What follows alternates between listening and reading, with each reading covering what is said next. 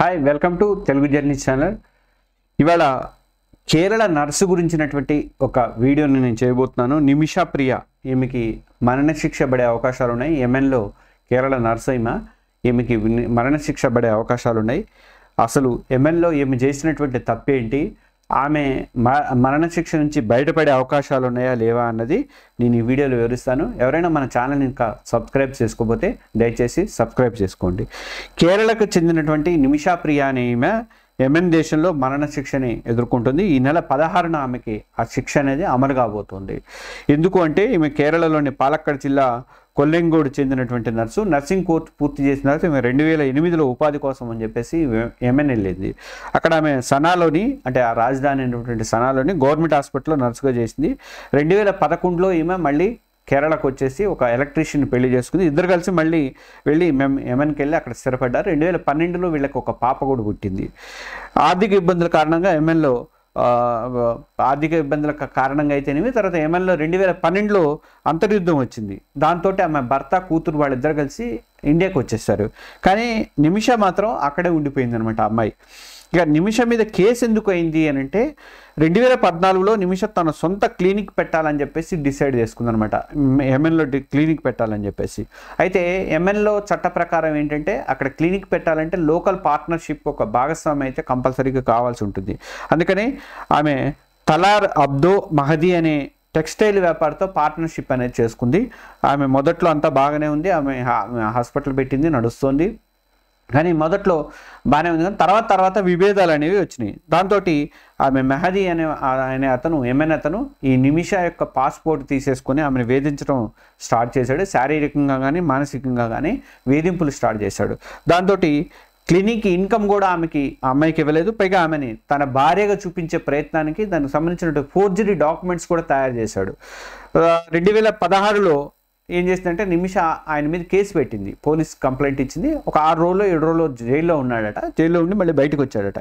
ఇక జైలు నుంచి బయటకు వచ్చిన తర్వాత మహదీ అనేవాడు ఈమెకి ఎలాగో ఇండియన్ కదా, ఈమెకేమి ఇక్కడ ఎవరు అండలు ఉండదు అని చెప్పేసి బాగా రెచ్చిపోయి ఆమెను బాగా టార్చర్ పెట్టమని చెప్పేసి స్టార్ట్ చేశాడు. ఆమె ఒకటే ఆలోచిస్తే ఎట్లయినా సరే నేను ఇండియాకి బయలుదేరాలంటే పాస్పోర్ట్ ఏమో వాడి దగ్గర ఉంది. అందుకని పాస్పోర్ట్ తీసుకొని ఎలాగైనా సరే ఇండియాకి బయలుదేరని చెప్పేసి 2017లో ఒక ప్రయత్నం చేసింది. ఆమె చేసిన తప్పు పని ఏంటంటే ఆమె నర్సు కాబట్టి మహదీకి మత్తు మంది ఇచ్చింది. అంటే ఆల్రెడీ జైలు అధికారులు కూడా అడిగిందట, వాడిని ఎట్లా వదిలించుకోవాలి, వాడి దగ్గర పాస్పోర్ట్ ఉంది అది ఇది అని అడిగితే వాళ్ళు ఈ సలహా ఇచ్చారట ఎవరో. ఆ సలహా ఇచ్చిన తర్వాత 2017లో ఆమె పాస్పోర్ట్ తిరిగి తీసుకోవడానికి అని చెప్పేసి ఆ మహదీ అనే అతనికి మత్తు మంది ఇచ్చింది. అది కాస్త వాడు ఆల్రెడీ డ్రగ్స్ వాడతాడట, అది చేస్తాడట, బాగా వాడతాడట. అందువల్ల ఏమైందంటే అది సరిపోలేదు ఆమె ఇచ్చిన మందు. దాంతో కొంచెం ఎక్కువ మంది ఇచ్చింది మత్తు మందు. దాంతో అది ఓవర్ డోస్ అయ్యి చివరికి వాడు చనిపోయాడు. ఈ భయపడిపోయినటువంటి నిమిష ఏం చేసిందని నిమిషాను ఇంకొక అతను కలిసి, వీళ్ళిద్దరు కలిసి ఆడి బాడీని ముక్కలు చేసి దాన్ని వాటర్ క్యాన్లో వేసేసారట.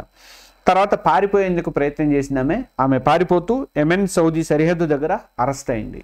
అరెస్ట్ అయిన తర్వాత 2018లో ఆమెని హత్య కేసులో దోషిగా తేల్చారు. ఆ తర్వాత 2020లో మరణశిక్ష పడింది ఆమెకి, నిమిషాకి మరణశిక్ష పడింది. ఇక 2023 నవంబర్లో యెమెన్ సుప్రీం జ్యుడిషియల్ కౌన్సిల్ కూడా ఈ తీర్పుని కన్ఫర్మ్ చేసింది, ధృవీకరించింది. ఆ తర్వాత యెమెన్ అధ్యక్షుడైనటువంటి రషద్ అలీ అలీమి అనే అతను ఈ శిక్షను ఆమోదం చేసేసాడు. దాంతో ఆమెకి ఇప్పుడు జూలై 14 అంటే ఈ నెల 16వ తారీఖు నాడు ఆమెకి శిక్ష అనేది పడబోతోంది. అయితే శిక్ష అమలు ఎలా ఉంటుంది, ఎలా అమలు చేస్తారు, ఆమెను కాపాడుకోలేమా అంటే యెమెన్లో మరణశిక్షని ఆటోమేటిక్ రైఫిల్తో కాల్చి చంపుతారు. నిందితుడిని నేల మీద పడుకోబెడతారట, లేదంటే బ్లాంకెట్ మీద పడుకోబెడతారట. పెట్టేసేసి అక్కడ కరెక్ట్గా గుండె ఉన్నట్టు ప్రాంతాల్లో వాళ్ళు షూట్ చేసి చంపేస్తారట. ఇంతకుముందు ఇంతకంటే దారుణంగా రాళ్లతో కొట్టడం కానీ, తర్వాత తల తీయటం కానీ ఇట్లాంటి పద్ధతులు ఉండేవి. యెమెన్లో ఇప్పుడు ప్రస్తుతం ఆ పద్ధతులు లేవట. ఈ షూట్ చేయటం అనే ఆ పద్ధతి మాత్రమే ఉందట. అయితే యెమెన్లో షరియా చట్టం ప్రకారము దీనికి ఒక ఎగ్జాంప్షన్ ఏంటంటే బాధితుడి కుటుంబము దియా అంటారు, లేదా బ్లడ్ మనీ. ఈ బ్లడ్ మనీ కొంత మనీ ఇస్తే, అంటే వాళ్ళు డబ్బులు తీసుకొని వీళ్ళకి క్షమాభిక్ష పెట్టే అవకాశం ఆ కుటుంబము ఎవరైతే బాధితుల కుటుంబం ఉంటుందో వాళ్ళు క్షమాభిక్ష పెట్టే అధికారం ఉంటుందట. దాంతో ఆ మరణశిక్ష రద్దయ్యే ఛాన్స్ ఉంటుంది. కానీ ఈ బ్లడ్ మనీ మొత్తం కూడా బాధితుడి కుటుంబానికి నిర్ణయిస్తుంది. అది ఎంత అంటే అది మినిమం ఇప్పుడట $4,00,000 దాకా ఉండొచ్చట. నిమిష కుటుంబము సేవ్ నిమిష ప్రియా ఇంటర్నేషనల్ యాక్షన్ కౌన్సిల్ అనే పేరుతో ఈ డబ్బు సేకరణకి ప్రిపరేషన్ అనేది స్టార్ట్ చేసింది. అయితే 2023 సెప్టెంబర్లో ఏం జరిగిందంటే $40,000 ప్రీ నెగోషియేషన్ కింద కట్టాలి అని చెప్పేసి లాయర్ అడిగితే ఆ స్థానిక న్యాయవాది అబ్దుల్ అమీర్ అట అతనికి ఇస్తే ఇవ్వడానికి వాళ్ళు ప్రయత్నం చేస్తే లేదు ఇంకొక $20,000 కట్టాలంటే $60,000 ఇవ్వాలని చెప్పేసి అతను డిమాండ్ చేశాడట. ఆ $20,000 వీళ్ళు ఇవ్వలేక ఆగిపోవడంతో అక్కడ చర్చలు అనేవి స్టాప్ అయిపోయినాయి.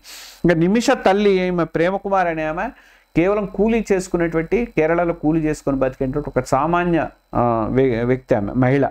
ఇక 2024 ఏప్రిల్లో యెమెన్కి వెళ్ళి కూతురు చూసొచ్చి జైల్లో ఉన్న కూతురుని కూడా చూసొచ్చింది. ఆమె తర్వాత వచ్చి భారత ప్రభుత్వానికి కానీ కేరళకు కానీ స్థానిక NRI సంఘాలను కానీ వాళ్ళందరినీ కూడా రిక్వెస్ట్ చేస్తూ ఉంది నా కూతురుని విడిపించండి అని చెప్పేసి.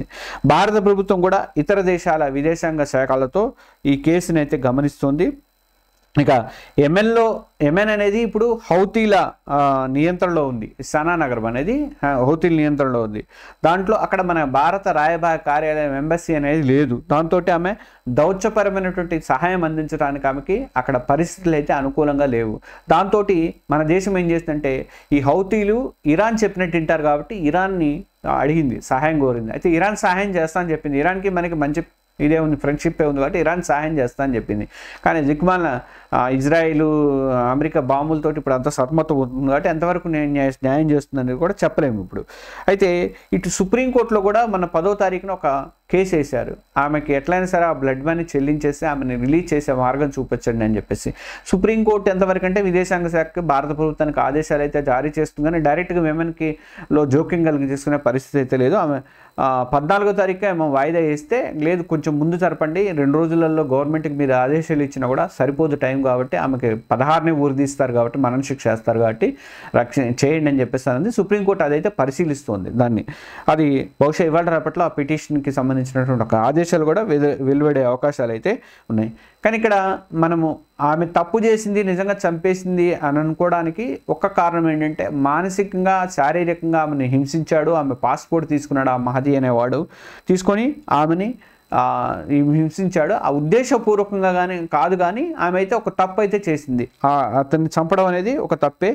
కానీ యెమెన్ కోర్టులో ఈ యొక్క వాదన వినిపించడానికి తన తరపున వాదన అంటే మనకి జనరల్గా ఒకటి ఉంటుంది కదా మనకి ఆత్మరక్షణ కోసం అని చెప్పేసి అలా ఏదన్నా ఒక చేయడానికి ఒక అవకాశం ఉంటుంది అంటే అక్కడ సరైనటువంటి లాయర్ వీళ్ళకి దొరకలేదు.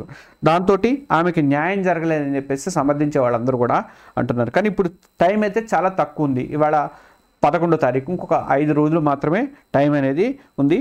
జూలై 16న నిమిషాకి కంపల్సరీగా ఉరిశిక్ష యెమెన్లో ఉరిశిక్ష పడే అవకాశం ఉంది. అది కూడా గుండె దగ్గర కాల్చి చంపుతారు.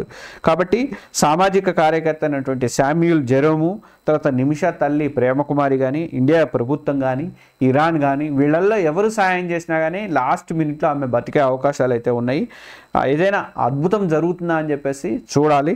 ఆ బ్లడ్ మనీకి ఒకళ్ళు తక్కువగో ఎక్కువగో ఒప్పుకుంటారా లేకపోతే ఇంకెవరైనా పేమెంట్ చేయడానికి ఒప్పుకుంటారా ఇట్లాంటివన్నీ కూడా చూడాలి. నిమిష ప్రియకి న్యాయం జరగాలని చెప్పేసి మనం మాత్రం కోరుకుందాము.